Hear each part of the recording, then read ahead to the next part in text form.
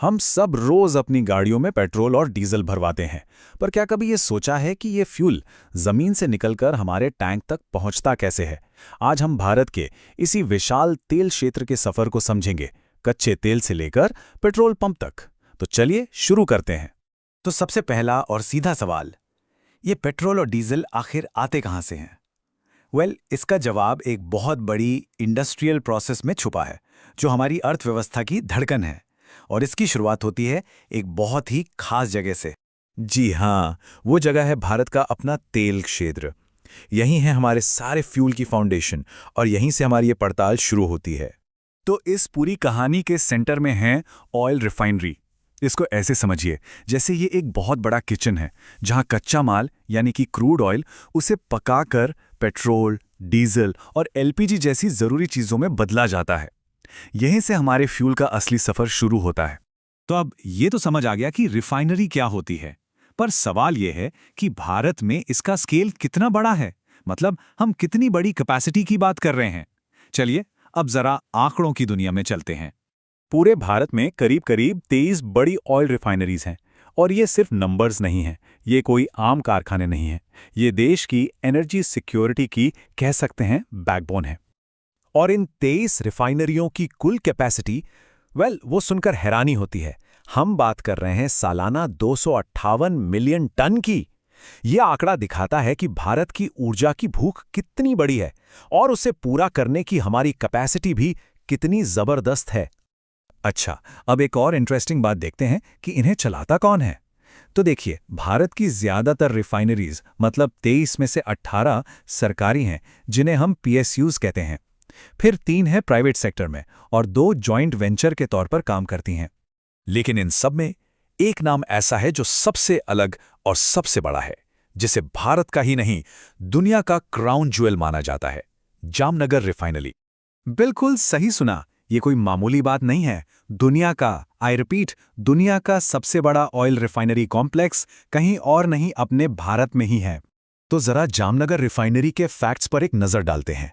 इसे ओन करती है रिलायंस इंडस्ट्रीज। लोकेशन है गुजरात का जामनगर, और इसकी कैपेसिटी तो कमाल की है। ये हर दिन 1.24 मिलियन बैरल्स, मतलब 12 लाख बैरल से भी ज्यादा क्रूड ऑयल प्रोसेस कर सकती है। ये इतना ज्यादा है कि ये न सिर्फ भारत की जरूरतें पूरी करती है, बल्कि दुनिया के कई देशों को फ्यूल एक्सपोर्ट भी करती है। तो जामनगर तो दुनिया का सबसे बड़ा केंद्र है ही, इसमें कोई शक नहीं। पर यह कहानी सिर्फ जामनगर की नहीं है।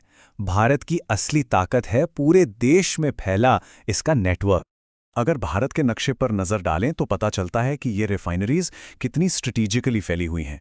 पश्चिम में गुजरात से लेकर पूरब में असम तक, और उत्तर में हरियाणा, पंजाब से लेकर दक्षिण में केरल और कर्नाटक तक, मतलब पूरा देश कवर है। और यही देशव्यापी नेटवर्क ये इंश्योर करता है कि एनर्जी देश के हर कोने तक पहुंचे।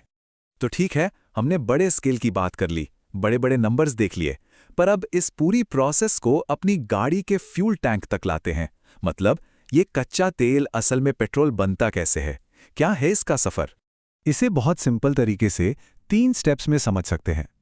स्टेप 1, कच्चा तेल यानी क्रूड ऑयल बड़े बड़े जहाज़ों से रिफाइनरी पहुंचता है।